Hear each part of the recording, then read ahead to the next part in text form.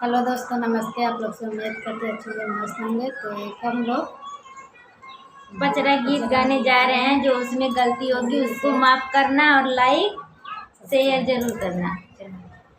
मैया कहीं के तू घर वाली पावलू तो कहाँ लसाई गईलू हो। मैया कहीं के तू घर वाली पावलू तो कहाँ लसाई गईलू हो।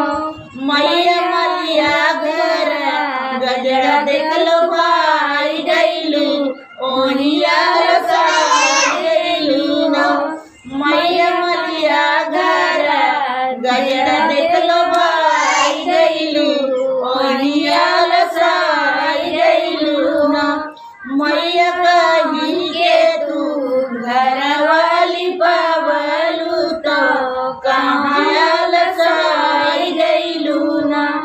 मैया कोहरा घर कलसा देख लो भाई गईलू ओहिया लसाई गईलू ना।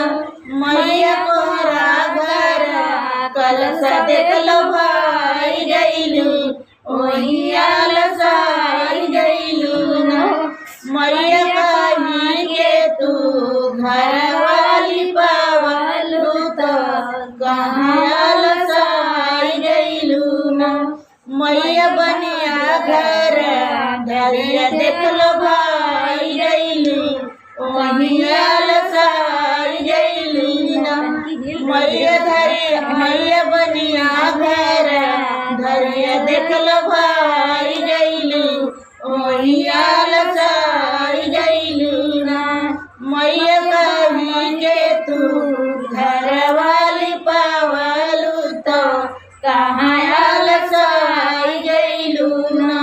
मैया सबका घर दीपक देख लो भाई गईलू ओहिया लसाई गईलू ना। मैया सबका घर दीपक देख लो भाई